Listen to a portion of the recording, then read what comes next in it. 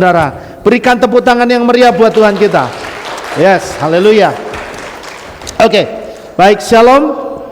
Puji nama Tuhan. Sore hari ini mungkin firman Tuhan yang saya sampaikan tidak terlalu berpanjang-panjang, saudara. Ya, karena yang saya sampaikan malam hari ini bukanlah sesuatu yang yang sulit untuk kita cerna, tetapi sesuatu yang seharusnya kita tahu bahwa anak Bapa Yahweh itu seperti ini, begitu. Ya, saya punya judul yaitu Sell Yourself, jual dirimu. Wih, judulnya kok kayak agak gimana gitu ya. Jual dirimu, gitu ya. Karena kalau ada kata jual dirimu itu selalu konotasinya apa, saudara? Negatif, betul ya? Betul ya? Tapi tahukah saudara bahwa setiap orang, setiap manusia yang Tuhan ciptakan, ya. Kenapa saya katakan jual dirimu? Karena yang namanya menjual sesuatu itu berarti ada namanya nilai. Amin. Amin, saudara. Iya. Dan saudara itu diciptakan oleh Bapa Yahweh, nilainya sangat tinggi. Amin. Bahkan dikatakan saudara itu dirajut loh, saudara. Nggak main-main. Saudara itu bukan cetakan massal, ya. Tapi saudara itu dirajut satu persatu. Bayangkan, saudara, ya, berapa banyak manusia di muka bumi ini, mulai dari zaman Adam sampai sekarang kita, Bapa Yahweh itu mampu merajut satu persatu, ya kan? Apa buktinya kalau dia merajut satu persatu? Coba saudara lihat di dunia ini, ya, tidak ada satupun sidik jari yang sama, ya kan? Padahal modelnya ya podo kelihatannya, iya kan? Jempol itu ya modelnya begitu, ada begitu. Tapi dari zaman Adam sampai sekarang gak ada yang sama. Itu bukti bahwa Tuhan kita itu ajaib dan hebat. Dia adalah seorang seniman sejati, saudara. Ya, dia benar-benar membentuk saudara itu spesial dan unik. Itulah sebabnya, saudara, kita itu saya katakan semua di sini punya nilai jual yang tinggi. Amin. Tapi seringkali kata-kata ini jadi sesuatu yang dipakai untuk yang negatif. Ya. Nah, malam hari ini maksudnya apa sih jual dirimu? Maksudnya begini loh, saudara. Di dalam diri kita, tujuan saya berbicara ini adalah untuk memunculkan potensi yang ada di dalam diri kita, yang membuat diri kita itu menjadi pribadi yang menarik, ya, dan memiliki nilai jual yang tinggi. Tuhan itu kalau menciptakan kita, dia punya rencana, selalu rencana keberhasilan. Amin. Rencana-rencana yang penuh damai sejahtera. Tapi yang menjadi salah, kenapa banyak orang tidak mendapati atau tidak dapat menggapai rencana yang Tuhan rancangkan? Karena orang itu sendiri yang tidak mau menggapainya. Tuhan sudah sediakan, tapi orang itu tidak mau ngambil, saudara. Ya, sama seperti ketika saya ngomong di sini ada emas, saya taruh emas di sini. Ya, ini emas, contohnya emas. Di sini ada emas, tapi kalau saudara tahu bahwa ini sesuatu yang berharga dan saudara tidak mau berusaha bangkit dari bangku saudara dan mengambil ini emas, kira-kira saudara bisa dapatkan enggak emas ini, saudara? Hah? Tidak bisa. Berarti harus ada usaha, harus ada perjuangan, gitu maksudnya. Harus ada kekuatan dari dalam diri kita untuk menggapai sesuatu yang besar yang Tuhan sudah sediakan buat kita. Amin. Tapi banyak orang tidak menggapainya karena mereka terhalang oleh satu faktor yang besar sekali yang namanya MALAS, malas. Iya kan?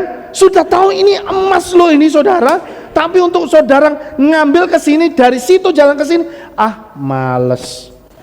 sok sesok wae. Ya kan? Padahal belum tentu yang namanya barang berharga ya, kalau ini ditaruh di sini ya, mungkin orang lihat oh nggak terlalu menarik air. Tapi coba kalau ini emas, saudara, saya yakin nggak sampai 1 jam. Betul nggak? Iya kan? Tapi ini juga bisa jadi sesuatu yang berharga loh, saudara, kalau ini ada di tengah padang gurun. Ya, orang kalau sudah ada di tengah padang gurun, dia sudah hampir mati kehausan, yang dia pilih kira-kira emas atau air? Oh mosok. Kalau itu dihadapkan sama saudara, saudara pilih emas atau air? Pilihan yang sulit ya. Oke, saudara, saya berusaha cepat saja ya. Firman Tuhan itu kalau berlama-lama juga saudara pasti bosan, ya kan? Nah, saya berusaha cepat. Jadi saya kasih tema sell yourself. Diri kita tuh harus mampu menjadi pribadi yang menjual. Ya, saudara percaya nggak bahwa kita ini semua sebenarnya sudah Tuhan kasih modal untuk kita bisa menjual diri kita? Halo? Ya, saudara harus percaya ya. Itu tandanya apa? Ada sesuatu yang bernilai tinggi di dalam diri saudara. Ya. Orang bisa tertarik kepada kita karena ada sesuatu yang menarik di dalam diri kita. Itu tandanya bahwa ada sesuatu yang dapat kita jual kepada orang itu. Kalau saudara mau beli barang karena saudara tertarik terhadap barang itu. Sampai di sini kira-kira paham enggak ya? Paham ya? Saudara bisa membeli sesuatu, saudara bisa membeli ini air karena saudara tertarik, haus, mau minum, beli air ini. Betul ya? Saudara bayarnya pakai apa? Pakai uang. Kalau saudara bisa percaya dengan saya, omongan saya saudara bisa percaya, saudara bayarnya pakai apa? Ayo. Kan bukan pakai uang. Pakai keyakinan, iman. Karena saudara percaya, bayarnya pakai iman. Amin. Nangkap dari sini saudara? Halo? Karena pribadi saya menarik di depan saudara, begitu loh maksudnya. Kalau pribadi saya tidak menarik, begitu saya berdiri di sini, mbok tinggal pulang mesti. Halo, benar nggak? Iya kan? Berarti ada sesuatu yang saudara itu harapkan dari saya. Itu yang saya maksud. Saya berarti dari dalam diri saya ada yang bisa saya jual kepada saudara. Begitu maksudnya. Amin. Dan setiap anak-anak Bapak Yahweh haruslah punya sesuatu yang dapat dia jual supaya orang lain tertarik. Amin. Gitu. Tertarik lewat kehidupan saudara. Itulah sebabnya Tuhan mau supaya saudara hidupnya jadi berkat. Itu loh maksudnya. Karena ada sesuatu yang dapat saudara jual. Gitu. Ya. Terus, nah, orang-orang sukses dan kaya raya mereka berhasil menjual dirinya. Ada banyak orang-orang kaya dan sukses karena mereka sudah berhasil menjual dirinya, saudara. Sudah berhasil menjual dirinya. Saya kasih contoh, salah satunya adalah Susti Puji Astuti. Semua sudah tahu. Dia mantan menteri. Nah, kalau saudara sampai tidak mau makan ikan akan ditenggelamkan. Dulu kan ada begitu ya, jokesnya ya. Ayo makan ikan. Nanti kalau nggak makan ikan akan ditenggelamkan. Nah, saya baca sedikit ya. Kisah pengusaha sukses dari nol yang sangat inspiratif di kalangan perempuan adalah Susti Puji Astuti. Beliau juga sempat dipercaya untuk menduduki jabatan sebagai Menteri Kelautan Perikanan awal mulanya. Susti Puji Astuti tidaklah lulus SMA, yang mana hanya mengantongi ijazah SMP. Tetapi itu semua bukan hambatan yang berarti bagi Susti untuk meraih impiannya. Beliau bahkan menjual pakaian dan bed cover seusai lulus sekolah. Namun dengan kecerdikannya melihat potensi wilayahnya sebagai penghasil ikan, Susi memanfaatkan peluang tersebut dan beralih memulai usaha di bidang perikanan dari nol. Apakah beliau juga terkendala modal pada awal mulanya? Terus, tentu saja Susi merasakan betapa susahnya untuk mengumpulkan modal usaha. Bahkan beliau sempat menjual perhiasan dengan modal Rp750.000. Ia membeli ikan dari pelelangan dan menjualnya di berbagai restoran lokal. Dari tahun ke tahun, bisnis Susi semakin maju, bahkan mampu merambah pasar ekspor dengan mengirim ikan dan lobster ke berbagai negara. Kisah pengusaha sukses dari nol ini tentu wajib diacungi jempol karena mampu mengubah tantangan menjadi kesempatan. Kesuksesannya di bidang perikanan pada akhirnya mendorong keberhasilan Susi dalam bisnis maskapai penerbangan. Dengan tambahan modal dari pinjaman bank, beliau bertekad membeli pesawat untuk memudahkan proses distribusi ikan. Kemudian bisnis ini berkembang menjadi maskapai penerbangan Susi Air yang melayani rute-rute terpencil dan charteran.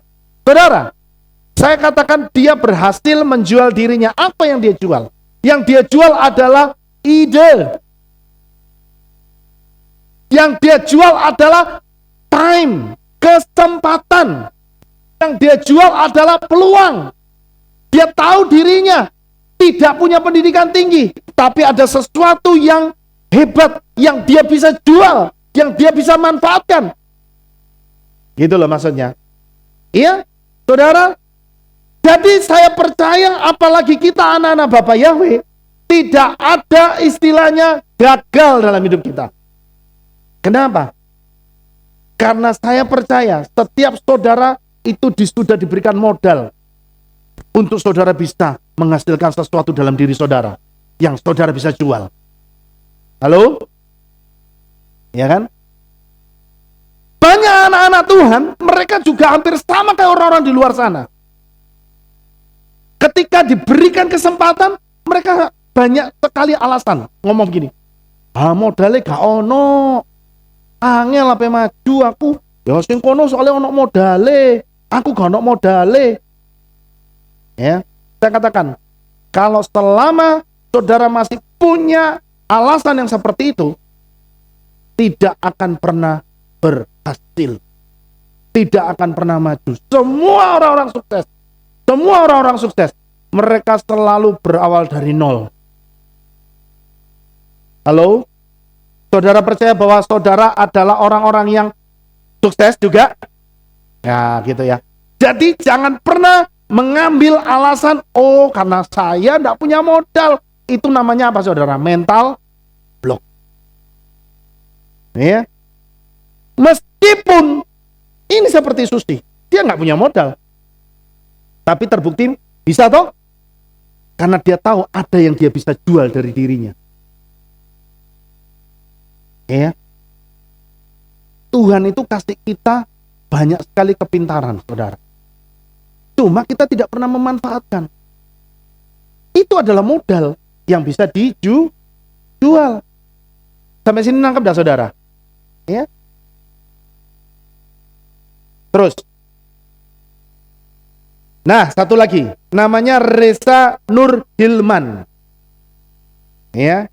Siapa Reza Nur Hilman ini? Ya, Reza Nur Hilman ini saya baca ya, juga memiliki kisah yang tidak kalah inspiratif. Apakah kamu kenal dengan keripik pedas Maici? Pernah tahu nggak? Keripik Maici.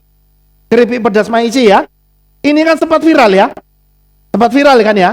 Meskipun sekarang sudah tidak seperti dulu ya. Tapi ini keripik yang pernah viral.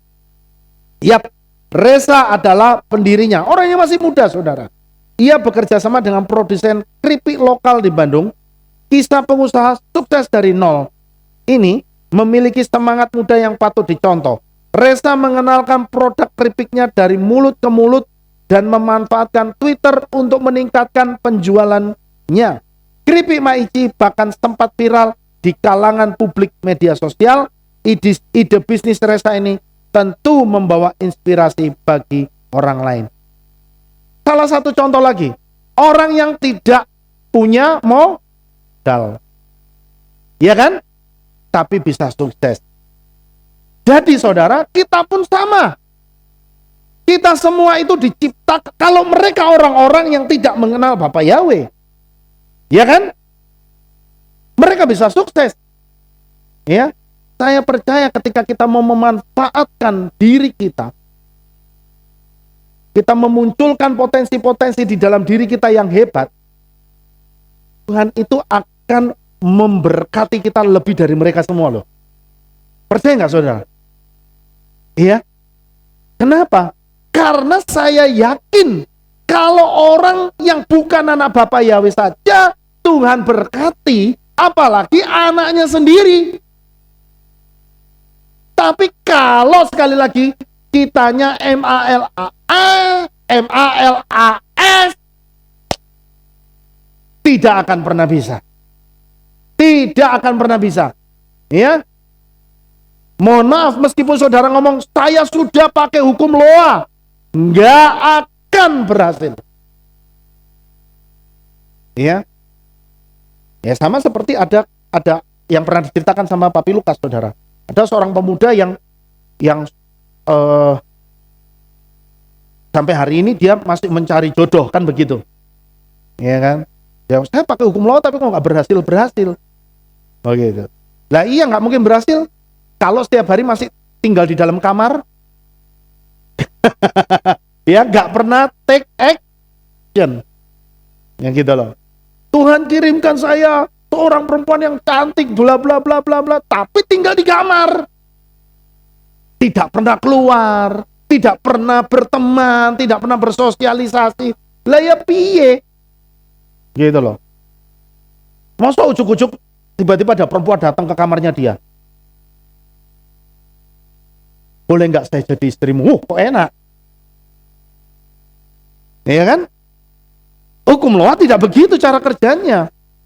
Gitu loh. Hukum Loa itu bekerja tetap sesuai sistemnya. Apa yang tertulis di dalam firman Tuhan. Saudara, gitu loh. Iya. Kenapa? Apa yang kita harapkan itu juga, apa yang kita impikan itu juga harus dilakukan dengan langkah iman. Melangkah keluar, saudara. Saudara kepingin kaya, saudara tulis 55 kali 5, tapi saudara tidak pernah berusaha untuk bekerja. Piye carane? Tiba-tiba uang 1 miliar turun dari langit, buak gitu. Hah? Kan bukan begitu cara kerjanya, saudara. Saudara harus melangkah keluar, ketemu orang, betul ya? Saudara melakukan apa yang dapat saudara lakukan. Tapi intinya saudara harus bekerja. Itu, ya, itu baru hukum Loa berjalan. Gitu. Jadi jangan sampai kita itu menerima pengajaran tentang hukum Loa itu jadi salah kaprah gitu loh, saudara. Memang Bapak Gembala ngomong, nggak usah dipikir bagaimana caranya. Gitu. Ya kan dibilang nggak usah dipikir bagaimana caranya, betul. Tapi bukan berarti saudara diam duduk di rumah menganggur. Bukan itu, saudara. Ya. Next. Kemiskinan itu datang kalau orang selalu merasa khawatir. Yaitu tadi, mau melangkah keluar, gak berani.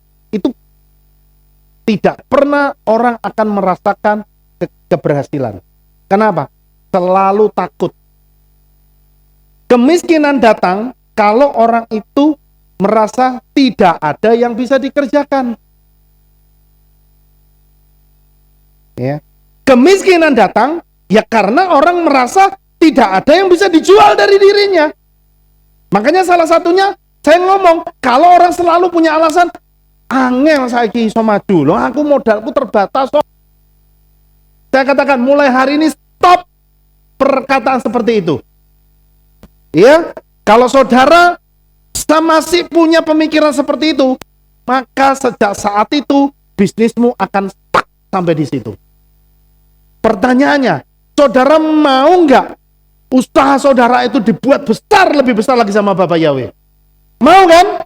Jadi berhenti untuk membuat mental block saudara sendiri. Gitu. Tuhan bisa sediakan modal, Tuhan bisa kirimkan modal dari cara yang saudara tidak duga. Gitu loh saudara. Yakinlah, amin. Gitu. Apapun yang saudara kerjakan, itu mendatangkan duit. Apapun yang saudara kerjakan, itu mendatangkan berkat buat saudara. Gitu. Ya? Jadi jangan lagi ada ngomong, wong sana, yo pantas ting sana iso berjaya. Ono modale, aku modale orang ono. Ya. Begitu saudara ngomong seperti itu, sejak saat itu juga alam semesta ngomong, yo, jadi. Gitu. Ya. Jadi sekarang saya katakan, stop. Jangan lagi beralasan karena tidak punya modal. Yang ada adalah saudara mau atau tidak. Begitu. Kan Tuhan itu kalau mau memberkati, itu cuma tanyanya, kamu mau nggak diberkati? Ya, kalau kita masih ngomong, ya mau Tuhan, tapi saya itu masih begini, masih begitu, ya sudah. Ya sudah, stop sudah. Tuhan tidak akan lanjutkan. Ya. Amsal 10 ayat 4 mengatakan, orang yang bekerja dengan telapak tangan yang malas akan menjadi. Nah, jadi kalau orang kerjanya ogah-ogahan, bisa kaya nggak? Nggak. Nek kerja harus yang serius, yang semangat. Ya. Tetapi tangan pekerja keras akan membuatnya kaya. Saudara, beberapa waktu yang lalu Tuhan izinkan saya untuk saya bisa sampai di negara Jepang. Ya. Saya bersyukur itu karena berkat Tuhan, berkat Bapak Yahweh. Ya. Saya mendapatkan beberapa hal yang luar biasa ketika saya ada di sana. Salah satunya begini saudara. Ya. Waktu saya cari makan, namanya saya itu kalau kemana-mana selalu sukanya wisata kuliner saudara. Kesempatan kan begitu ya. Jadi waktu saya di sana, saya carinya bukan restoran-restoran besar, mahal di sana saudara. Saya sukanya cari warung-warung di pinggir-pinggir itu. Ya, di Jepang itu banyak ternyata. Nah, saudara, satu hal yang saya dapat, 10 kali saya masuk warung, 9 itu enak kabeh, saudara. Betul, itu ngawur, saya masuknya tuh cuma gini. Wah, ono warung, jajal yo, ayo masuk, makan di situ, enak saudara. Terus besok lagi masuk, ngawur, loh enak juga saudara. Ya. Nah, kenapa saya katakan begini? Jujur ya, kalau saya di Indonesia, ya di tempat kita ini, saudara kalau makan tempatnya milih nggak? Milih, mesti sing langganan, sing saudara tahu betul nggak ya? Iya kan? Kalau saudara ada di luar kota, saudara ngawur-ngawuran, biasanya banyak enaknya atau banyak gak enaknya? Banyak gak enaknya. Betul ya? Gitu kan ya? Makanya mesti hati-hati. Kadang sampai cari Google, Mbah Google. Iya kan? Kira-kira di daerah sini restoran yang recommended apa? Kan gitu toh? Gitu. Cari yang viral. Tapi di negara Jepang itu saudara, ngalamin sendiri. 10 kali masuk warung, 9 kali enak kabeh. Cuma sekali tok saya makan, itu saya pesen daging sapi, bumbunya itu bawang putih di jus, weblok di atasnya daging. Rasanya sengir piye gitu. Ya. Itu tok satu itu tok. Yang lainnya enak kabeh saudara. Ya. Saya jadi berpikir, jadi apa sih maksudnya? Saya jadi berpikir begini saudara. Dan di sana itu ternyata makanan di warung tidak mahal-mahal. Tidak terlalu mahal, yang seperti saya duga ya. Itu rata-rata dengan ini mereka itu sekitar di sini 50.000 itu sudah dapat yang bagus gitu ya. Saya merenung begini saudara, kok iso ya kayak gitu ya? Maksudnya rata-rata saya masuk di warung itu kok enak-enak semua. Biasanya kalau yang selama ini saya tahu, kalau saya masuk di warung-warung sembarangan, memang murah, tapi rasanya belum tentu enak. Dan biasanya belum tentu bersih. Ya kan? Saya jadi berpikir, opo oyo? Kenapa ya? Kok enak-enak gitu? Saya jadi merenung begini saudara. Orang Jepang itu punya etos kerja, disiplin yang sangat tinggi. Ketika mereka membuat sesuatu, ya, ketika mereka membuat sesuatu itu harus perfect. Perfect itu apa? Sempurna. Bukan cuma bagus. Bukan cuma lumayan. Tapi harus perfect. Gitu. Jadi, itu yang membuat apa yang mereka hasilkan, karya apapun yang mereka hasilkan, itu pasti bagus-bagus. Gitu. Ya. Saudara tahu pisau di Jepang itu, kalau di sini kita beli pisau dapur harganya berapa kira-kira? Hah? 5.000 dapat ya om? Kok cek murah nih om? Itu besi apa itu? Hah? Masuk? Nah, sih 5.000 om? Dapat 5.000? Aku baru ngerti ya. Wah luar biasa, Indonesia ini memang loh jinawi gemaripah loh jinawi. Saudara tahu di Jepang itu pisau segini, panjangnya segini ya, untuk ya pokoknya untuk pisau dapur. Itu kaget saudara, saya lihat harganya itu 1 juta. Tapi ngetesnya begini, ini kertas ring terbelah kertasnya, bukan soek lo ya, bukan sobek, bukan ring, itu langsung terbelah kertasnya gitu. Itu cara ngetesnya begitu. Nanti rambut dijatuhkan gitu cuma di pisau dapur itu, bukan samurai saudara, bukan samurai. Bukan samurai itu.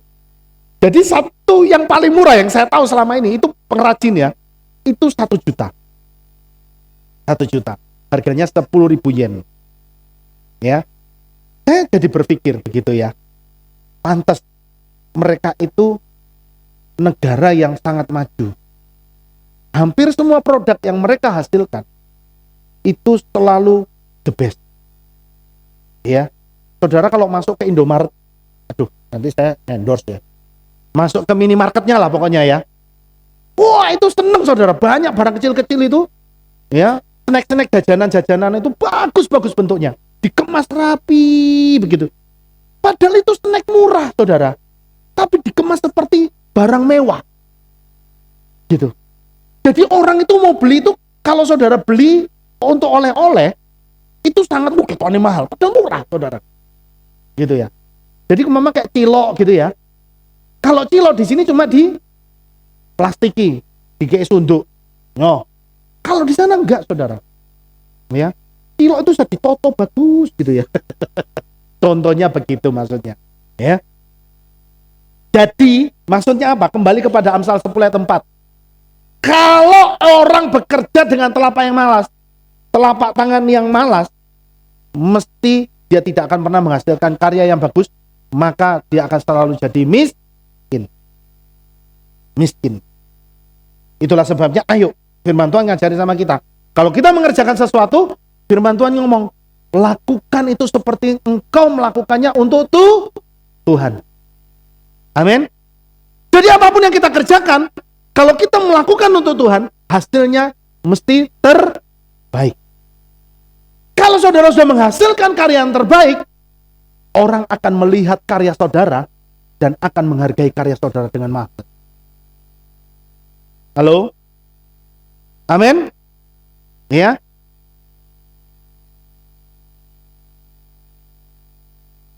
beberapa waktu yang lalu saya sempat ngomong juga sih sama ada saudara saya. Dia jualan kue nastar kalau nggak salah. Kue nastarnya enak, saudara. Ya, kue nastarnya enak. Tapi dia tidak begitu laku. Karena marketingnya mungkin ya mempengaruhi. Ini kita ngobrol-ngobrol. Saya bukan ahli marketing, saya bukan ahli dagang, bukan. Cuma saya ngomong begini. Dik, kalau kuemu itu sudah enak, tinggal dipermak lagi sedikit, Dik. Begitu. Ya. Pakai obahan sing bagus. Ya. Pakai obahan sing bagus, yang terbaik. Jual lo, kasih sing mahal, enggak apa-apa. Kasih kemasan yang bagus, yang elegan. Saudara tahu, di airport, di bandara itu kalau saudara beli kopi yang sudah di parsel, itu saya sampai kaget, saudara. Itu kopi tobruk biasa, cuma digambar-gambar kemasannya. Ya, satu paket isi 3 tabung, harganya 900.000. Piye jal? Diminum rasanya ambek di warung sama, saudara. Cuma itu dijual di airport. Ya, kemasannya bagus. Jadi maksud saya begini, kalau kita menghasilkan sesuatu, saudara harus berikan yang terbaik untuk apa yang saudara hasilkan. Jangan separuh-separuh. Amin. Ya, jangan separuh-separuh. Kalau saudara sudah berani menghasilkan yang terbaik, saudara akan mendapatkan yang terbaik. Saudara pasti dapat imbalannya, reward yang terbaik. Amin. Ya. Amsal 12 ayat 24, tangan pekerja keras akan berkuasa, tapi orang malas akan menjadi pekerja paksa. Begitu. Amsal 20 ayat 4, karena musim dingin orang yang malas tidak membajak. Karena itu dia mengemis pada musim panen dan dia tidak punya apa-apa. Amsal 22 ayat 13, seorang pemalas berkata, ada singa di luar, aku akan dibunuh di jalan. Maksudnya apa? Orang malas itu disuruh kerja mesti kakean alasan. Betul nggak? Orang kalau malas disuruh mesti kakean alasan. Gitu ya. Ya tinggal dilihat ya. Oleh kakean alasan, iki berarti wonge males iki. Wes, gak usah dipakai. Ya kan? Loh, ini firman Tuhan ngomong. Amsal 26 ayat 13, orang malas berkata, ada singa di jalan, ada singa di alun-alun. Oh, di alun-alun kono singa. Gitu ya. Kan aneh kan ini ya. Gitu. Itu namanya orang selalu kakean alasan. Amsal 13 ayat 18. Kemiskinan dan aib menimpa orang yang menolak didikan, tetapi dia yang mengindahkan teguran akan dihormati. Jadi, ya, salah satu penyebab kemiskinan karena orang itu tidak mau belajar. Ya. Orang yang miskin itu karena dia juga tidak mau belajar. Belajar itu bukan berarti tidak hanya di sekolah. Tapi belajar itu artinya apa? Mempelajari sesuatu untuk supaya orang itu jadi lebih mengerti. Saudara nggak mau belajar firman Tuhan? Miskin juga. Miskin akan apa? Miskin akan pengetahuan kebenaran firman Tuhan. Ya kan? Orang-orang di luar sana, orang-orang Kristen di sana, di luar sana, yang sampai hari ini masih ngeyel, gak mau ngerti tentang nama kudus Bapak Yahweh, itu karena mereka memang gak mau belajar, makanya mereka miskin pengetahuan. Makanya kita tuh beruntung. Kenapa? Di sini kita diajar, dikasih sesuatu yang baru. Ya kan? Gitu.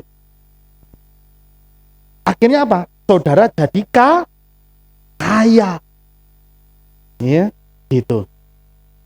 Amsal 14 ayat 23.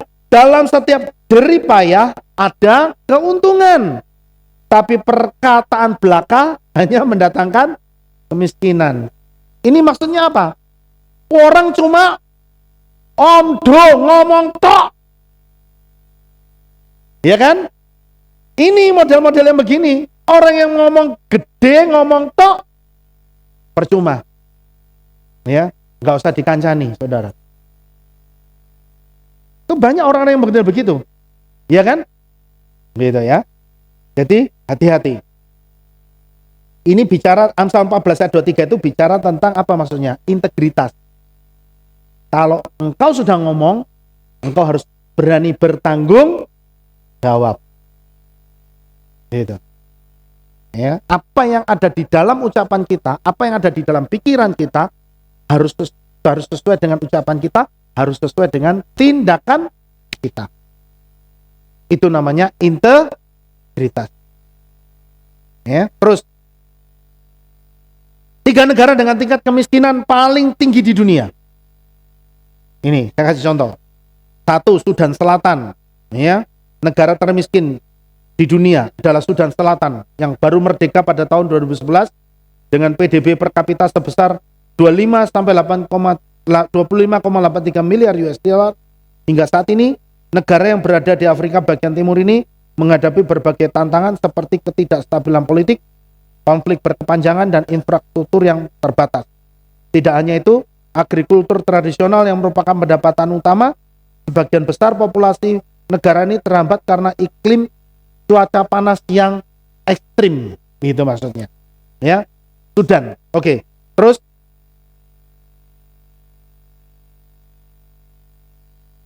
kedua, Burundi. Ya, sebenarnya ada beberapa, tapi saya ambil 3. Burundi. Ada negara yang namanya Burundi. Bukan Burudi. Saya kalau ngomong Burundi kok ingat Burudi soalnya. Burundi. Negara kecil yang ada di Afrika Timur ini menghadapi berbagai tantangan sosial ekonomi, termasuk ketidakstabilan politik, konflik, dan pengembangan infrastruktur yang tidak memadai. Dampaknya, ekonomi negara melemah dan rakyatnya menghadapi kesulitan finansial yang semakin diperparah karena pertumbuhan penduduk yang pesat. Jadi,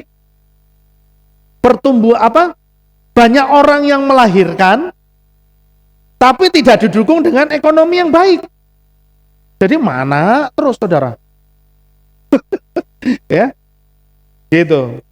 Krisis kekurangan pangan rawan di Burundi karena sekitar 80% populasinya masih tergantung pada hasil pertanian. Terus, cepat saja. Republik Afrika Tengah, populasinya 5.849.358 orang. Sama seperti negara Afrika di 2 posisi teratas, negara termiskin di dunia selanjutnya adalah Republik Afrika Tengah yang menghadapi tantangan ekonomi karena ketidakstabilan politik. Di samping politik yang tidak stabil, konflik dan infrastruktur tak memadai menjadi penyebab rendahnya PDB negara. Kekayaan Republik Afrika Tengah berupa emas, minyak, uranium, dan berlian berbanding terbalik dengan kemiskinan yang menimpa. Ini ironis, saudara. Ya, negaranya kaya raya, tapi penduduknya miskin. Kenapa? Karena itu tadi. 1, karena kebodohan. 2, karena merasa tidak ada yang bisa dijual. Ini sebenarnya merupakan sebuah cerminan, ya. Tapi memang di satu sisi negara ini masih dalam konflik, ya. Jadi orang kalau sudah masih dalam negara konflik itu tentu tidak bisa bebas, ya. Oke, terus ini contoh-contoh negara yang miskin. Nah, dari ketiga contoh negara yang termiskin tadi itu, apa penyebabnya? Saya melihat 1, karena ada penjajahan, penindasan. 2, perang. 3, konflik politik. 4, sumber daya alam yang sangat miskin. Tapi, saudara, saya jadi berpikir, Israel, ya, saya membandingkan dengan Israel. Afrika dan Israel itu sama-sama daerah padang gurun. Tapi saudara bisa lihat, Israel itu justru tidak punya sumber daya alam apapun, nol. Israel, yang dia punya itu kurma, ya, cuma kurma. Tapi saudara perlu tahu, 90% pertambangan berlian yang ada di seluruh dunia itu dikuasai orang Israel. Lucu ya, di Israel sumber daya alamnya itu nggak ada. Kalau saudara yang sudah pergi ke sana lihat itu, isinya mek pasir karo batu, ya kan, kering semua, gitu. Tapi mereka itu bisa hidup kaya raya diberkati. Ya, sebuah perbandingan. Dari situ sebenarnya saya bisa merenung sih. Lihat, dimanapun kita berada, kalau bersama Bapak Yahweh, mesti kita diberkati, saudara.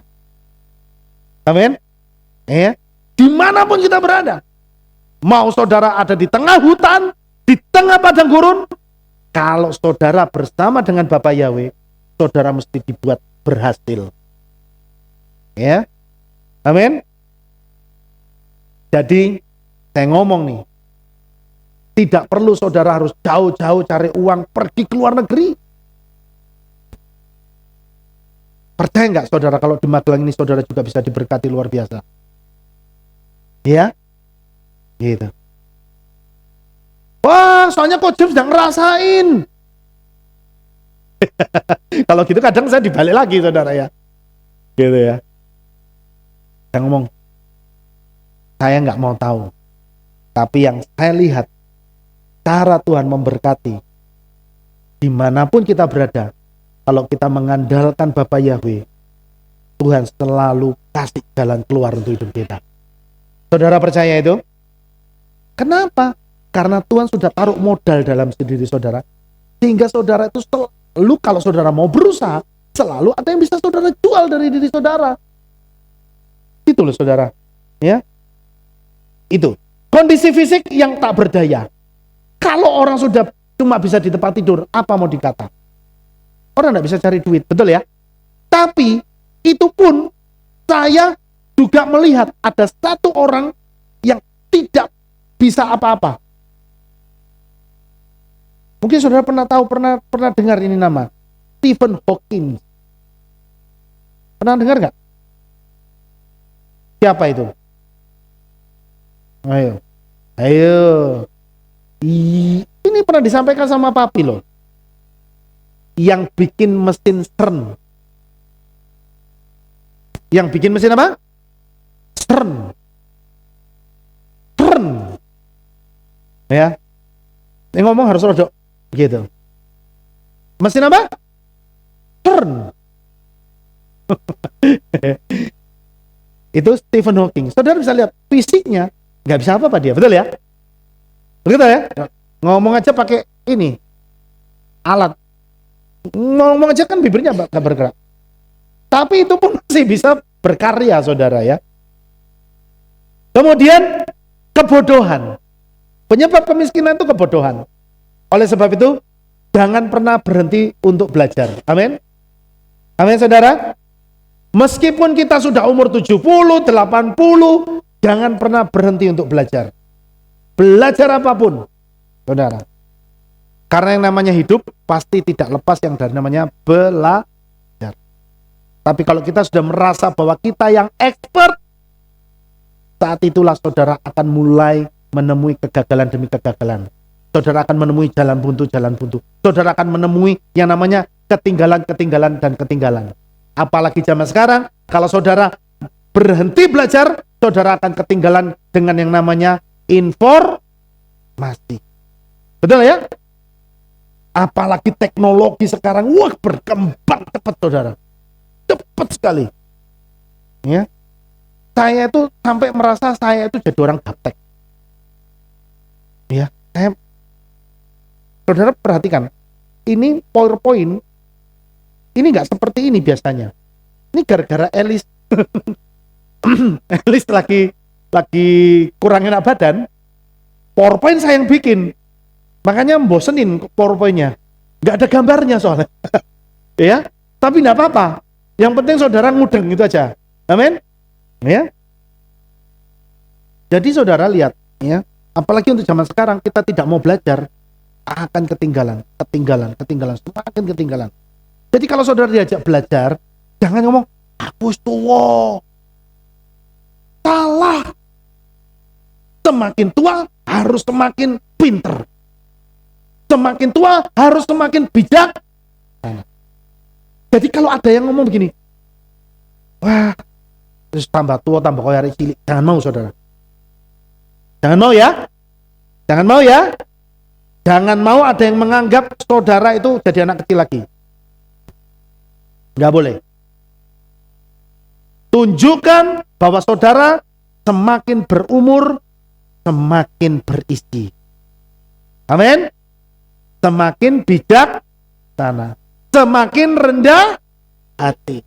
Supaya apa? Supaya saudara itu tetap jadi panutan. Amin. Apalagi kalau sudah mulai beruban, wah itu semakin kelihatan wibawanya. Ini saya lihat Om Gay ini, wah itu kelihatan berwibawa saudara ya. Ya kan? Makanya Papi Lukas itu kapan hari mau disuruh hitam. Nah, ngomong, wah salah. Justru semakin putih kelihatan berwibawa. Betul ya? Kalau lihat Papi Lukas di sini berdiri, rambutnya putih kan kelihatan bercahaya. Tapi naik hitam, produk peteng saudara ya. Bener gak ini ngomong? Karena firman Tuhan ngomong, uban itu mah kota. Betul ya? Gitu. Kembali ke sini. Jadi penyebab kemiskinan, saya tulis yang terakhir, itu kemalasan. Dari semua penyebab-penyebab kemiskinan, yang paling parah itu adalah seberapa kaya pun kita dapat warisan, tapi kalau kita terima warisan dan kita malas, habis nggak itu warisan? Habis.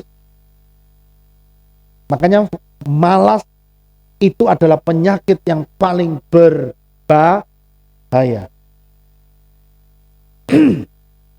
Siapa yang mau hidupnya sukses dan berhasil? Nah, jadi kita harus mulai meningkatkan kerajinan kita lagi, amin? Meningkatkan semangat kita lagi. Gitu. Kenapa?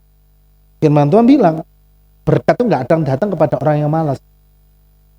Kan begitu tadi ngomong toh, telapak tangan pekerja yang malas, bukan berkat yang datang, kemiskinan yang datang. Gitu. Terus. Nah, apa yang harus kita jual dari diri kita? Satu, saudara itu nggak punya modal, tapi saudara bisa menghasilkan karya. Amin. Ya. Saudara nggak punya modal, duit, tapi saudara punya kebaikan. Itu modal. Itu adalah sesuatu yang bisa saudara jual. Ya. Kebaikan. Kemudian ide yang membantu orang lain. Itu sesuatu yang dapat dijual. Saudara tahu? Nah, ini karena saya baru pulang dari Jepang, tahu ceritanya. Tak ceritani. Saya itu pamer setitik ya. Saya itu sebenarnya kalau di luar, paling males itu kalau ke toilet umum. Paling males. Karena apa? Kalau di toilet umum biasanya apa saudara? Posting. Terus apa lagi?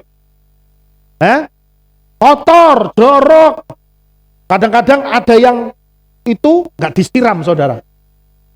Saya pernah loh saudara, udah mules kan? Itu masuk, waduh, ada harta karun.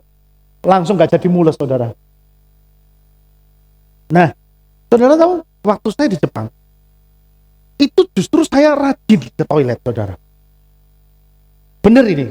Dan ini saya pikir, ini, wah, sayang ini kayaknya belum masuk. Di Indonesia kalaupun ada mahal itu toiletnya ya. Jadi waktu toilet itu didudukin begini, saudara. Wih, itu maaf ya, maaf ini, bukan porno. Pantat saya itu anget, saudara. Wah, loh kok enak ya? Jadi waktu begitu setor itu blung itu enak saudara. Nyaman kayak betul saudara ini saya ngomong. Ya, itu kayak gitu. Terus waktu mau bilas itu bukan kayak kita di sini kan. Begitu kan ya. Kalau di sana gitu, langsung dari belakang itu kan ada spuyernya. Gitu kan? Bisa mele. Mau spuyer yang vertikal atau yang horizontal. Ya, betul itu saudara. Itu ada gambarnya. Saya bingung, loh ini bedanya apa? Itu gambarnya pantat. Tapi si satu gambarnya orang duduk. Tak coba dua-duanya saudara. Oh, baru ngerti. Ya.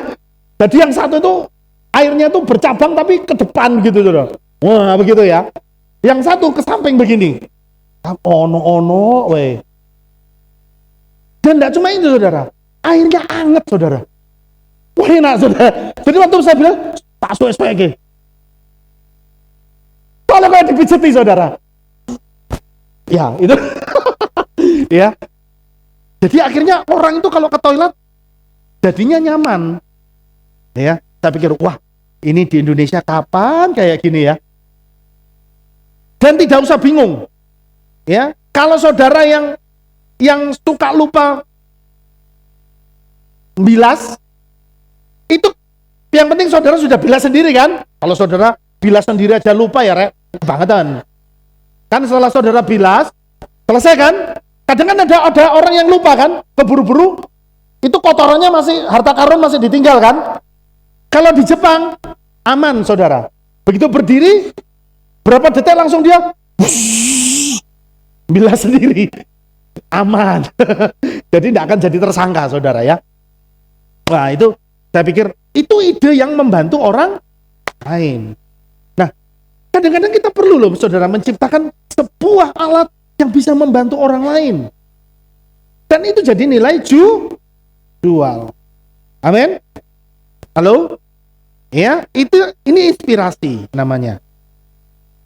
Apa yang harus kita jual dari diri kita? Kejujuran.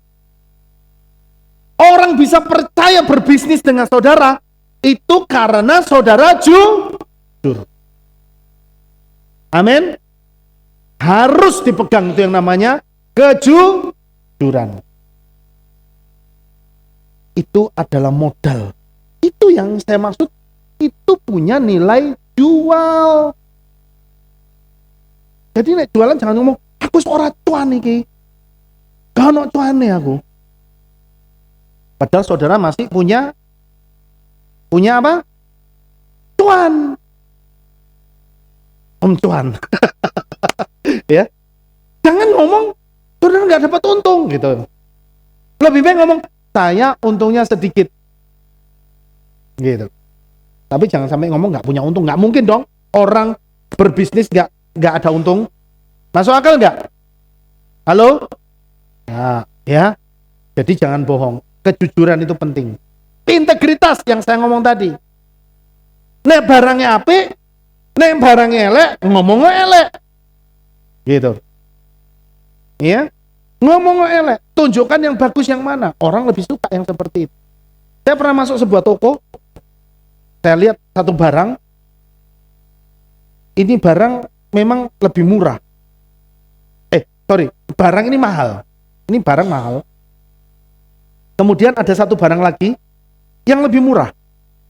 Biasanya si pemilik toko itu pasti suka ngasih barangnya apa saudara? Lebih mahal. Betul nggak? Tapi pada waktu itu si pemilik toko bisa ngomong gini, toh ini memang lebih mahal. Tapi ini dipikir ya, pikir sendiri, belum tentu yang mahal lebih bagus. Nah ini lebih murah. Karena ini produk ini dia jelaskan semua.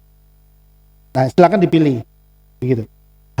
Kualitasnya sama-sama bagus, tapi yang ini memang lebih branded, lebih merek dan dia lebih mahal. Yang ini merek baru, yang ini lebih murah. Saya sebagai konsumen seneng nggak digituin saudara? Loh seneng dong? Oh berarti yang punya toko ini maksudnya nggak mau nggatain saya, kan gitu dong?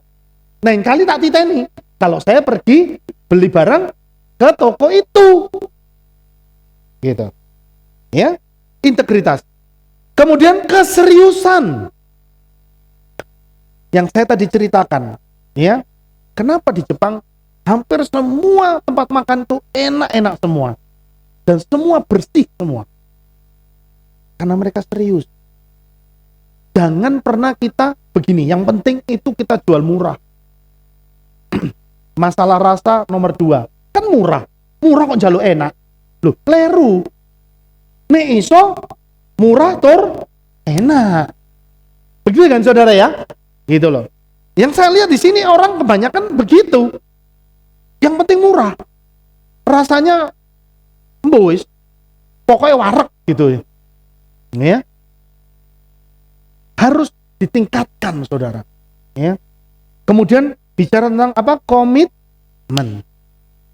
Kemudian apa lagi yang dijual dari diri kita? Kerendahan hati. Kemudian apa? Ketulusan hati. Itu yang dapat kita jual. Jadi tidak selalu bicara masalah modal secara apa? Materi. Tapi semua kebaikan-kebaikan yang ada di dalam diri saudara, manfaatkan untuk saudara jual dan jadi menarik bagi orang lain. Amin. Gitu. Itu yang namanya kita itu menjadi berkat. Terus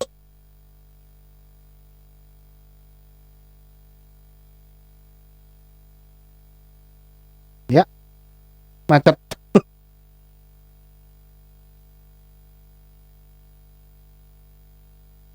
Oke. Nah, saudara, salah satu jalan pembuka dalam menjual diri kita itu adalah dimulai dari seni yang namanya seni berkomunikasi. Saudara itu yang namanya berbisnis dengan orang pasti diawali dengan yang namanya apa? Komunikasi. Betul ya? Meskipun online tetap ada komunikasi. Betul kan? Ayo beli barang di apa wes? Shopee apa Tokopedia gitu. Saudara pilih, jebret. Lah mesti tetap ngomong toh sama si punya toko kan? Iya kan?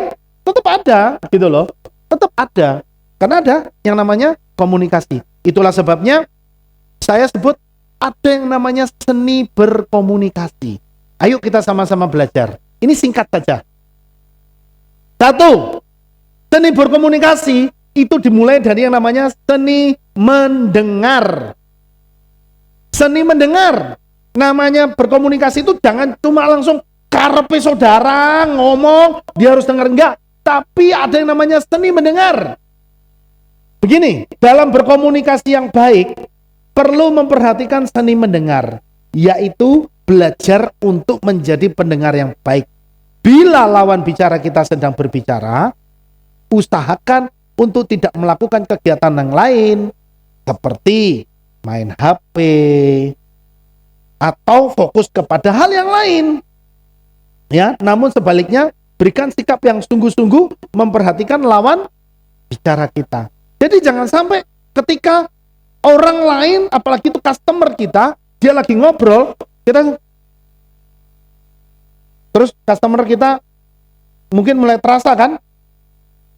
Mulai terasa dia ngomongnya, jadi begitu ya Pak? Saudara cuma gini, apa? Iya. Ya paham. Kira-kira kalau saudara ngomong sama orang begitu, nyaman nggak? Nggak nyaman. Iya kan? Ya sama, itu namanya perlu belajar yang namanya seni mendengar. Kalau ada lawan bicara kita ngomong, saudara berikan perhatian kepada lawan bicara saudara. Jangan sampai, kalaupun ada telepon, saudara bisa ngomong gini, Koh, Pak, Bu, Mbak, Mas, bentar ya, saya tak ngangkat telepon dulu, boleh? Minta izin maksudnya. Itu yang namanya etika. Ya, itu yang namanya apa saudara? Etika. Itu pun ketika saudara terima, usahakan jangan ngomong sak wen-wen. Gitu. Ngomong lagi, nanti saya sambung kira-kira 10 menit lagi bisa Pak? Bisa. Oke. Saudara lanjutkan lagi. Berikan prioritas yang utama kepada lawan bicara yang ada di hadapan saudara secara langsung. Ketika dia bicara, saudara perhatikan, jangan melihat ke hal yang lain, tapi lihat wajahnya. Begitu saudara. Lihat apa? Wajahnya. Jangan lihat ke hal yang lain. Lihat ke atas, lihat kemana, nggak boleh. Ya, itu namanya saudara bukan menjadi pendengar yang baik. Nah, itu saudara harus perhatikan yang namanya seni mendengar. Ya. Kedua, seni melihat. Pada saat mendengar, lihatlah lawan bicara. Jangan membawa pandangan ke arah lain, ya. Terus menerus. Sebaliknya, ya. Jangan pula melotot tanpa kedip terus menerus. Yang saudara ngomong nggak nyaman saudara ya. Pasti kok medeni wong iki yo. Gitu loh, ya. Maksudnya kita saudara memang memberikan perhatian, tapi nggak usah yang lebay gitu loh. Gitu ya. Tidak elok juga, ya. Sesekali melihat matanya, ya, tatkala sedang berbicara, lalu lempar Jadi gini loh, kalau ngomong tuh lihat wajahnya, lihat matanya, tapi ojo terus gitu ya. Tuh sing bocah ngomong wedi saudara. Gitu kan? Sesekali mata saudara itu kemana gitu, terus lihat lagi kemana gitu, gitu ya, gitu. Jadi jangan juga berlebihan begitu loh maksudnya, ya. Saya kadang ada yang begitu saudara. Wah, karena yang ngomong anu gitu, ya, yang ngomong mungkin siapa, mungkin Pak Jokowi begitu kan. Ye Pak, jap, kita, ge, orang kepanggil. Ya, berikan pandangan yang nyaman gitu maksudnya, ya. Itu seni melihat loh saudara, itu penting loh dalam kita berkomunikasi. Amin, ya. Yuk lagi, seni memahami. Pada saat orang lain berbicara, berusahalah memahami apa yang dibicarakannya. Berupayalah agar Anda mengetahui apa saja yang menjadi isi pembicaraannya. Jadi jangan cuma ketokane memperhatike, tapi saudara tidak ngudeng. Dan diajak ngomong kira-kira kayak gini enggak saudara? Terus saudara jawabnya nggak nyambung, iya? Nggak nyambung, itu parah ya. Makanya saudara itu, ayo kita itu belajar untuk selalu bisa diajak ngomong sama orang. Apa yang dia ngomong, saudara pahami. Kalau saudara tidak ngerti, tanya, jangan gengsi. Amin. Ada orang diajak ngomong, koyok ya oh saudara. Kayak sudah, ya. Oh ya, bariku koncane takon, kon ngerti? Aku ngerti. Ya, orang sudah rotos gitu, saudara kayak, iya betul itu. Setuju saya. Ya, memang harusnya begitu. Guru tanya, nggak ngerti. Ya, kemarin saya ngomong, saya juga begitu saudara ya. Jadi kalau saya bicara dengan lawan bicara saya dan itu mengenai topik yang baru, saya tidak akan segan untuk tanya. Contoh ketika kemarin kami ngobrol dengan seorang dokter, ya, dia bicara tentang beberapa istilah dokter. Dia ngomong gini. Nah, itulah sebabnya ATP-nya itu tidak bisa ini, Pak. Loh, ATP ku apa, Dok? Gitu ya. Saya lupa lagi. ATP itu kalau tidak salah tekanan untuk memompa ke apa begitu, ke jantung atau bagaimana gitu. Ya, seperti energi yang untuk memompa ke jantung itu apa sebutannya, ATP kalau nggak salah. Ya. Jadi saya harus tanya gitu. Daripada saya di depan dia kelihatannya podo pintere gitu kan ya. Padahal nol podol saudara. Gitu ya. Jadi kita jangan gengsi. Kalau enggak ngerti, tanya. Supaya pembicaraan itu jadi nyambung. Amin. Ya. Begitupun dalam ketika saudara bertransaksi bisnis. Ojo sampai ada satu hal pun yang kelewatan. Ya. Tidak ngerti, tanya gitu ya. Jadi setiap pembicara tentu akan merasa senang jika mengetahui apa yang dibicarakannya bisa dipahami oleh orang lain dengan baik. Ia akan merasa berhasil dalam menyampaikan apa yang ingin disampaikannya. Ia juga merasa dihargai. Sama seperti kalau papi, Bapak Gembala, itu ngomong, apakah saudara sudah paham? Dah. Besok tanyai, yang kemarin apa? Meneng kafe. Begitu Bapak Gembala, ayo coba yang sebelah sini, langsung ini kafe.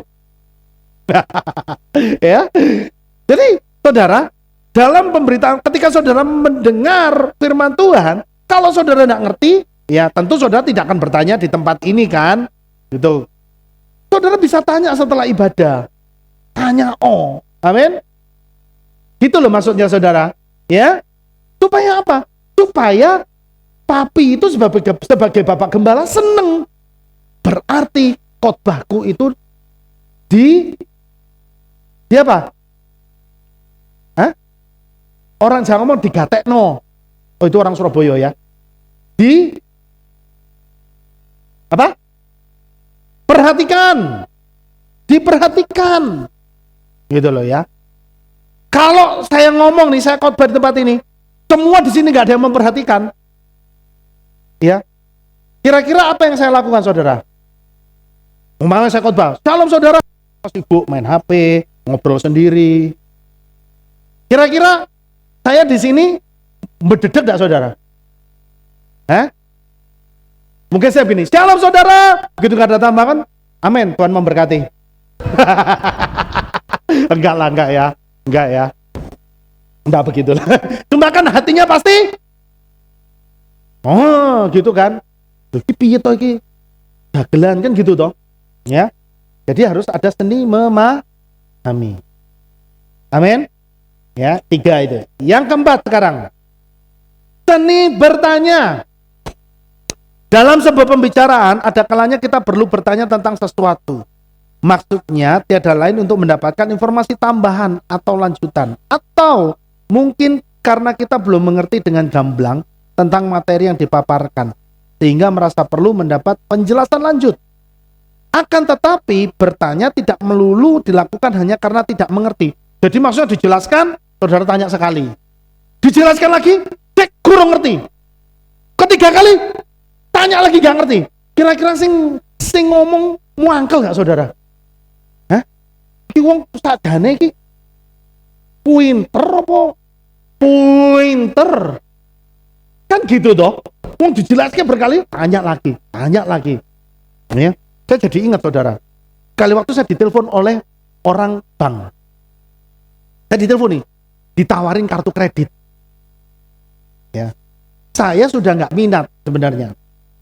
Tapi dia ngomong, "Pak, ini intinya ini pokoknya Bapak sudah ini sebutkan data saja." Ya sudahlah, saya dengarkan. Dia tanya, dia kasih. Jadi ini ya, Bapak namanya Jameson Kusoy, alamatnya di Jalan Merica 3, Blok T25, Kelurahan Banyurojo, Magelang ya. Iya betul Pak. Ya Pak, ini terima kasih. Diulangi lagi. Jadi Bapak ini Bapak Jameson ya, saya berbicara dengan Bapak Jameson Kusoy yang beralamat di Jalan Merica 3, Blok T25, Banyurojo, Magelang ya Pak. Iya betul. Ya, terus dia ngomong, "Dibaleni mana saudara?" Jadi ini sekali lagi Pak saya bertanya ya, jadi betul ya ini Bapak Jameson? Enggak betul, saya bilang. Enggak betul Pak, ini salah. Ya, saya mangkal saudara. Kesel ditanya terus. Saya sampai ngomong gini, "Mas, saya ini capek. Itu tuh tanya apa-apa," saya bilang gitu. "Kan sudah saya kasih data sampai 4 kali loh," saya bilang. 4 kali loh jenengan itu tanya terus, saya bilang gitu. "Oh ya Pak, ini saya cuma memastikan." Sudah pasti saya kan sudah menjawab berkali-kali. Saya bilang gitu. Sampai saya ini piye gitu saudara ya. Gitu ya. Jadi maksudnya begini. Saudara ketika diajak ngomong, sekali waktu saudara perlu bertanya untuk apa? Supaya itu tandanya saudara kritis. Kritis, ya kan? Yang diajak ngomong seneng, "Oh ini pinter ini orang." Tapi nek tanya terus, tanya yang hal yang sama, iki bukan kritis iki. Ya. Iki koma. Ya. Gitu ya. Jadi ngerti ya? Maksudnya ngerti ya? Ini seni berbicara, seni berkomunikasi, saudara. Jadi tidak boleh terlalu pasif, tapi juga terlalu aktif. Kiro-kiro lah, gitu ya. Ya, kiro-kiro lah, gitu ya. Tunjukkan yang elegan, gitu. Terus yang kelima, seni menjawab. Dalam interaksi komunikasi selalu ada pertanyaan balik dari lawan bicara kita. Berikan jawaban yang singkat, padat, dan jelas. Jangan terlalu bertele-tele sehingga membuat si lawan bicara menjadi bosan dan bingung. Loh iki sakjane oh bos iki gitu kan ya. Saya tanya ini kok dia bludrantrah jelas ke waduh, harusnya cuma seputar Magelang, dia sudah sampai ke Purwokerto. Gitu ya. Karena penjelasannya Anda yang berputar-putar tidak jelas. Jadi kalau saudara itu memberikan jawaban yang singkat, padat, dan jelas. Tapi tentu yang bermutu. Bukan singkat, padat, dan jelas. Gitu. Harus yang jelas. Jangan terlalu bertele-tele. Saya pernah nemuin begitu soalnya saudara. Ada orang yang, waduh, saya tanyanya A, dia jawabnya bisa sampai hampir Z, saudara. Ya. Jadi orang yang dengar akhirnya apa? Bosen. Terus tak tinggal ngalewai. Gitu ya. Yang terakhir, seni gerak tubuh. Nah ini penting saudara. Dalam berkomunikasi, kita perlu memperhatikan sikap tubuh kita. Berikan sikap yang nyaman dilihat. Bukan tegang ataupun terlalu santai. Ya, lebih ke arah natural namun sopan. Jangan, ini contoh, jangan ngobrol sambil saudara begini. Ya, itu bagus loh. Idemu itu bagus. Sambil begini, wah. Sambil begini, begini saudara puter-puter lagi. Ya, kalau itu saya pikir-pikir ya. Terus habis diputer-puter diapain? Ya kan? Yang aja ngomong itu bisa langsung mencolot paling saudara ya. Tapi ada nggak orang kayak gitu? Ada, ya kan? Gitu loh. Nah itu jangan sampai saudara, maksudnya karena terlalu santai, jadi begitu. Gitu. Coba saudara kalau saya lagi khotbah begini, terus saya begini. Jadi segini saudara ya. Saudara harus percaya kalau Tuhan itu menuntun saudara. Gitu. Enak nggak kayak gitu? Nggak enak, ya. Tapi harus sikap yang sopan. Itu salah satu bentuk menghargai. Ya. Atau mengorek-ngorek telinga. Gini ya. Gitu ya, sambil ngomong. Ya bisa begitu juga bisa. Gini-gini. Wah, ya bisa. Ya, gitu ya. Nggak sopan gitu. Atau ada lagi yang lebih ekstrim. Sambil ngomong sambil begini-begini. Loh iya kan? Loh ini makanya saya mengingatkan gitu ya. Begini, ada yang begini kan begitu ya. Empetan disek. Diempet lek. Saudara sudah datang ngomong, sorry saya mau ke belakang ya. Gitu. Sudah waktu toilet udah betulin dah. Betulin itu ya. Tapi jangan di depan lawan bicara kita. Kan gak nyaman. Iya loh itu betul itu kayak gini. Ya, kan gak enak saudara ya. Gitu. Jadi itu penting. Itu membuat lawan bicara kita akhirnya tidak nyaman. Gitu. Seni kita berkomunikasi itu akan menunjukkan tingkat level kepribadian kita. Ya. Kalau saudara mau dihargai lebih tinggi, saudara harus memposisikan diri saudara itu dengan lebih baik. Amin. Ya. Amsal 25 ayat 11 mengatakan perkataan yang diucapkan secara tepat itu bagaikan apel emas dalam tatanan perak. Apa maksudnya? Kita itu dalam berkomunikasi jangan jadi orang yang selalu dominan. Nanti dia ngomong sedikit, potong langsung, potong. Jadi begini, enggak begini, maksudnya begini. Akhirnya kita males, yo wis ngomong sak karepmu. Ya. Tapi apa ujung-ujungnya? Semua omongan kita itu jadi tidak berharga di hadapannya. Tapi lebih baik saudara ngomong itu tidak terlalu banyak, tapi omongan saudara itu benar-benar berkualitas. Amin. Ya, Amsal 15 ayat 23. Seseorang bersuka cita karena jawaban dari mulutnya, dan alangkah baiknya perkataan yang tepat pada waktunya. Ya. Saya maunya singkat menyampaikan firman Tuhan, tapi juga ya sudah hampir jam 7, jam 8 ya. Sedikit lagi. Oke, terus. Mengapa kita harus menjual diri kita? Karena sebenarnya Tuhan pun sedang berbisnis dengan kita. Ya, saya katakan. Tuhan itu berbisnis loh dengan kita. Apa buktinya? Ingat perumpamaan tentang 10, 5, 1 talenta yang diberikan. Apa tujuannya? Diberikan 10. Apa tujuannya diberikan 5? Apa tujuannya diberikan 1? Semuanya itu supaya untuk dikembangkan. Semuanya itu harus dikembangkan supaya dapat apa? Untung. Tuhan itu berbisnis loh sama kita. Saya katakan, keselamatan itu gratis. Amin. Karena itu anugerah. Tapi mahkota itu harus diperjuangkan. Saudara, siapa yang percaya bahwa kita semua di sini adalah warga negara kerajaan sorga? Loh, saya percaya. Kita semua pasti nanti ketemu di kerajaan sorga. Ya, tapi jangan gumun nek seumpama rumahnya Bu Said mungkin lebih gede dari rumah saya. Kenapa? Karena Bu Said mengerjakan lebih banyak. Mahkotanya lebih besar. Mudeng sampai sini saudara, paham ya? Mahkota itu harus diperjuangkan. Mungkin sekarang kita belum terlalu memahami mahkota itu kayak apa.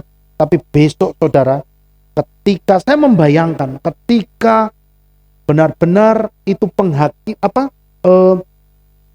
ketika tahta Bapak Yahweh itu benar-benar ada di depan kita, dan ketika nama kita disebut Jameson Kustoy, tabaslah anakku, kamu masuk.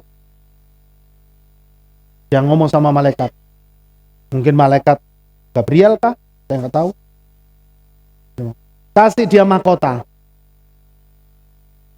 kasih mahkota, dan itu disaksikan oleh miliaran malaikat loh saudara, triliunan malaikat.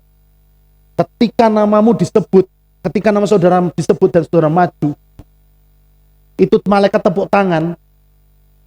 Bayangkan nggak? Itu megahnya kayak apa? Dan suara shofar, saya membayangkan sampai ke situ. Suara shofar ditiup. Wah, saya maju dapat mahkota. Tapi nek mahkotaku cilik.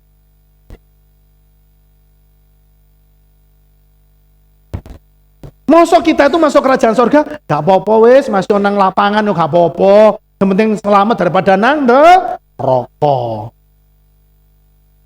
Jangan dong. Nek isa mahkotanya yang besar. Amin. Karena itu kebanggaan loh. Amin. Dikasih jubah kemuliaan. Keren mesti. Ya makanya sekarang ini saya katakan, ayo semua saudara di sini berlomba-lomba melayani Tuhan. Supaya apa? Besok tidak getun. Kemuliaannya itu jauh melebihi apa yang kita lihat di dunia ini. Tunggu, makanya kenapa Bapak Gembala ngomong, nek saja orang tahu upahnya orang melayani Tuhan itu besar, mesti semua pada rebutan. Nah sekarang kita harus ngerti. Tinggal percaya nggak saudara? Halo? Percaya nggak? Ayo melayani Tuhan, sing berlomba-lomba, lebih giat, lebih sungguh-sungguh, ngono saudara. Amin. Ya. Nah, saya dikatakan di situ yang 1 talenta tidak dikembangkan, maka tuannya marah. Betul ya? Pertanyaannya begini, kira-kira yang satu talenta itu selamat atau enggak? Hah? Selamat enggak, saudara? Enggak selamat. Kenapa? Markus 8 ayat 38 mengatakan, siapa yang malu karena aku dan perkataanku di antara generasi pesina dan yang berdosa ini, dikatakan anak manusia pun akan. Jadi saya kasih tahu nih, kalau saudara itu malu mengembangkan talenta saudara, Tuhan juga akan malu mengakui saudara. Lalu malu, piye caranya kita dapat keselamatan? Saya katakan sekali lagi, ya, semenjak kita diselamatkan, percaya kepada Bapa Yahweh di dalam Yeshua HaMashiach, sejak saat itu saudara itu jadi duta kerajaan sorga. Amin. Saudara itu jadi duta. Saudara itu jadi marketingnya. Marketingnya siapa? Marketingnya Bapak Yahweh. Saudara harus jual diri saudara untuk mempromosikan siapa? Bapak Yahweh. Ketika saudara menjual diri saudara dan yang saudara jual itu laku, orang bayarnya pakai apa? Yang tadi sudah dijawab. Pakai iman. Iya kan? Orang jadi percaya. Saya kasih tahu. Ya. Orang bisa tertarik untuk membeli dagangan saudara, itu bisa juga karena pertama dia tertarik sama saudara. Makanya kenapa SPG mobil itu cantik-cantik. Saya belum pernah nemu yang gombrot wo. Pernah? Nggak pernah. Pasti yang bodinya apa? Iya kan? Yang kinyis-kinyis. Supaya apa? Om-om yang lewat itu begitu didatangi sama SPG-nya, langsung kelepak-kelepak dia. Loh iya kan? Itu salah satu trik. Kenapa? Karena penampilannya menarik. Sama pun harus ada yang kita jual dari diri kita, supaya orang di luar sana itu melihat kita dan tertarik. Ya itu yang saya katakan tadi, apa yang saudara jual? Itu kebaikan, kejujuran, kerendahan hati. Orang pasti jadi tertarik. Tapi kalau saudara itu suka bujuk, ngutangan, ngemplangan, suka nipu, omongannya kasar, gosip sana sini, jelek-jelekin orang, kira-kira orang tertarik nggak kepada saudara? Bagaimana orang bisa percaya kepada Bapak Yahweh? Bagaimana orang bisa tertarik untuk datang ibadah di Aleph Tau kalau melihat sikap saudara seperti itu tidak menjual? Oleh sebab itu, ayo semua kita yang ada di sini, ya, kita berlomba-lomba untuk jadi pribadi yang menarik. Amin. Karena kita semua di sini adalah duta besarnya kerajaan Bapak Yahweh. Ya, saya percaya ketika engkau melakukan itu dengan kerelaan hatimu, dengan kesukacitaan hatimu, Tuhan sudah sediakan reward yang gede buat saudara. Amin. Kenapa? Itu yang dinamakan kerja buat Tuhan. Ya, saya tidak akan sambung ini slide lagi.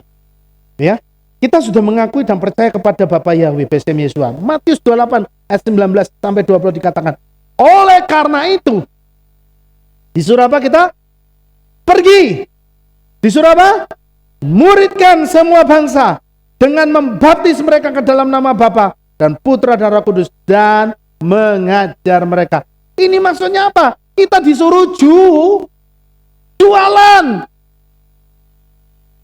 Cuma kalau ngomong gini kan orang nggak biasa, kasar. Masa kita jualan? Lu memang begitu. Cuma bedanya orang membeli bukan pakai uang, tapi dia membelinya dengan apa? Iman. Gitu loh saudara. Itu yang namanya kita berbisnis. Mari semua kita yang ada di sini malam hari ini, kita berlomba-lomba untuk membesarkan kerajaan Tuhan. Amin. Kenapa? Karena upahnya jadi besar. Besok kita di Samayim, kita akan berlomba-lomba gede-gedean rumah, saudara. Ya, jangan dikira Pak Man yang diam-diam begini, wow, ini investasinya gede juga ini, saudara. Ya, jadi malam hari ini, masih ada ya, slide terakhir ya. Terakhir ini, saudara ya. 2 Korintus 3, 2-3. Ini dikatakan, kamu sendiri adalah surat kami yang tertulis dalam hati kami, yang dikenal dan dibaca oleh apa? Semua orang, yang dinyatakan karena kamu adalah surat Hamasiah yang dilayani oleh kami, yang ditulis bukan dengan tinta melainkan dengan roh Elohim yang hidup, bukan pada loh yang membatu melainkan pada loh yang mendaging. Maksudnya apa? Saudara, kita ini adalah suratan yang terbuka. Ya kan? Apa artinya suratan yang terbuka? Ayo, suratan yang terbuka itu artinya brosur. Halo, bener gak? Halo? Loh, aku ngomong gini bukan melecehkan loh, tapi memang suratan yang terbuka itu apa? Brosur. Jadi kita itu brosur, saudara. Ya, saudara itu jangan heran, saudara dimanapun saudara berada, orang akan melihat, bisa melihat saudara. Brosur itu tidak akan ditaruh di dalam berangkas. Yang ditaruh dalam berangkas itu cuma sertifikat hak milik. Betul kan? Tapi brosur di mana? Di mana-mana.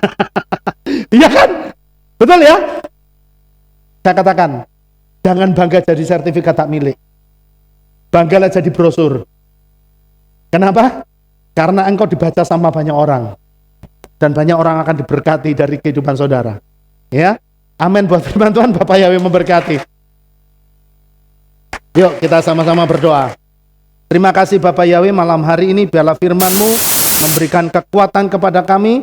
Tuhan, kami percaya Engkau menciptakan kami dengan tujuan untuk menjadikan kami orang yang sukses. Dan kami adalah orang-orang yang ikut ambil bagian dalam membesarkan kerajaan-Mu Bapa. Biarlah nama-Mu semakin dipermuliakan dan hidup kami semakin Engkau bawa untuk lebih tinggi lagi Bapak Yahweh. Terima kasih Tuhan, berkati firman-Mu, berkati seluruh jemaat-Mu. Di dalam nama Adonai Yeshua HaMashiach, kami mengucap syukur dan berdoa, sama-sama kita berkata, amin. Mari, saudara, kita akan mendengar pengumuman. Tidak ada? Oh, tidak ada. Saya undang saudara bangkit berdiri, dan kita akan tutup ibadah kita malam hari ini, dan kita akan menerima berkat dari Bapak Yahweh. Terima kasih Bapak Yahweh, malam hari ini selesai sudah Tuhan ibadah kami, dan kami berdoa Bapa untuk seluruh jemaat-Mu. Tuhan memberkati mereka, apa yang menjadi kebutuhan mereka, Tuhan menjawabnya. Yang sakit diberikan kesembuhan, yang mengalami kebutuhan ekonomi, Tuhan memberkati dengan berlimpah-limpah. Yang membutuhkan pekerjaan, Tuhan berikan pekerjaan yang terbaik untuk mereka.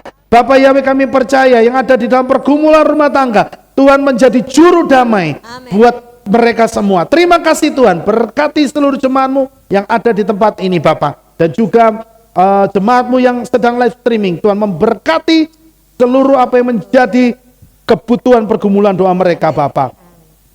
Dan saat ini Tuhan, kami akan pulang, kami mau terima berkat yang dahsyat, berkat yang sempurna daripada Bapak Yahweh. Oleh sebab itu saudara, angkat kedua belah tangan saudara, dan terimalah berkat daripada Bapak Yahweh. Amin. Yevareka Yahweh, Oyismereka.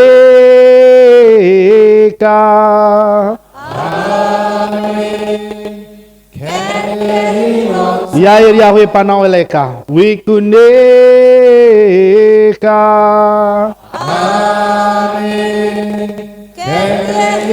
Yisa Yahweh panaweleka, wayashem leka, shalom.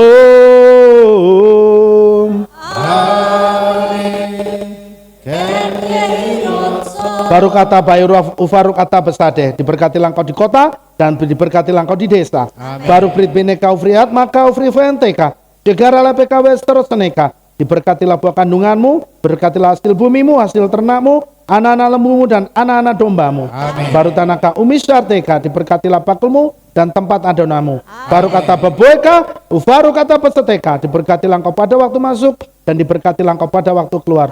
Baru kata Yahweh Elohenu Meleka Olam, Beshem Yeshua Hamasya, Warua Kodes Kile Olam Fayed. Kami mengucap syukur dan berdoa. Haleluya. Amin.